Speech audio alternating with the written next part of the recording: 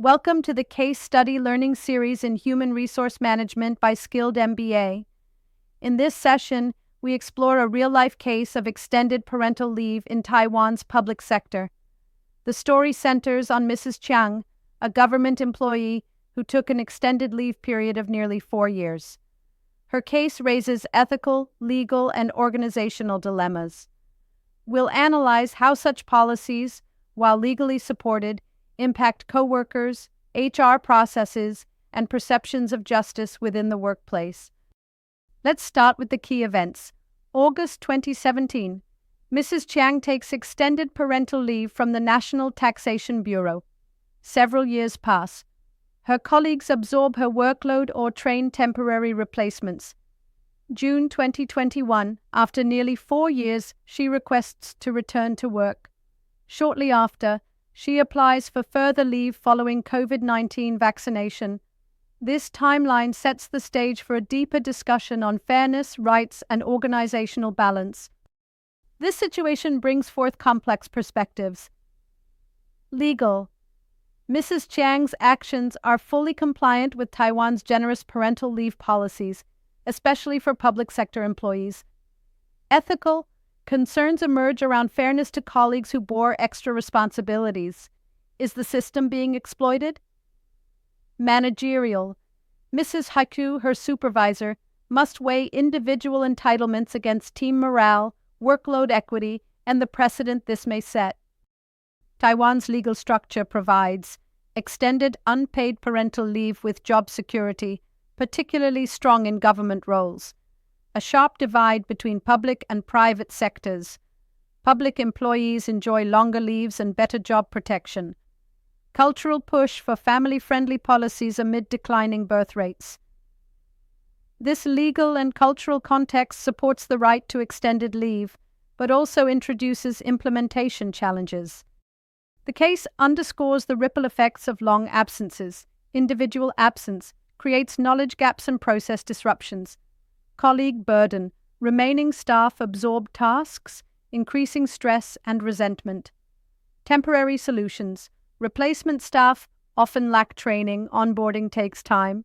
Morale impact. Perceived unfairness can lead to friction and lowered satisfaction among teams. Using equity theory, we see that employees evaluate fairness by comparing inputs and outcomes. Mrs. Chiang received extended leave and job security. Colleagues provided additional labor without equivalent compensation or recognition. This imbalance challenges the distribution of benefits and prompts questions. Is it fair to reward one member disproportionately? From the lens of fellow employees, there is resentment over workload distribution. Some feel the system is biased toward those who know how to use the rules without accountability. A sense of double standards arises. Rules are equal, but applications feel unequal. This reveals the emotional cost of well-intentioned HR policies when fairness perception is not managed. Procedural justice focuses on how decisions are made, not just outcomes. Key concepts include transparent process. Were the decisions around leave and return communicated clearly? Voice. Did colleagues have input? Were they informed? Consistency. Are these policies applied equally to all employees? Clarity. Understanding the rationale behind leave approvals builds legitimacy. When these principles are ignored, trust erodes, even when the policy is legally valid. This case invites a rich ethical debate. Individual rights. Mrs. Chiang acted within legal limits, but was it responsible? Collective impact. What's the effect on coworkers and overall productivity? Organizational support. Is HR doing enough to balance empathy and efficiency? Policy effectiveness. Are these benefits being used as intended or being manipulated? A complicating factor was the COVID-19 pandemic. Mrs. Chiang returned to work just before vaccinations were distributed. Her status as a returning frontline worker gave her early access. She quickly requested another leave post-vaccination. Colleagues suspected she returned solely for vaccine access, raising questions about intent and fairness. Globally, Taiwan ranks as moderately generous in parental leave, with enhanced protections for public employees. Compared to many nations, Taiwan offers longer leave with greater job security. Yet, international best practices emphasize gradual return and engagement during leave, which Taiwan lacks. This comparison prompts reflection. Are generous leave policies always optimal if not accompanied by supportive reintegration practices? Academic research highlights three main areas: career impact. Extended absences may trigger motherhood penalties, wage gaps, and slower promotions. Organizational impact. Long leaves can disrupt teams and erode productivity, especially if return isn't well planned. Policy trade-offs. Paradoxically, very long leaves can discourage hiring women or reduce equality if not managed with care. Best practices recommend flexible return models and periodic engagement.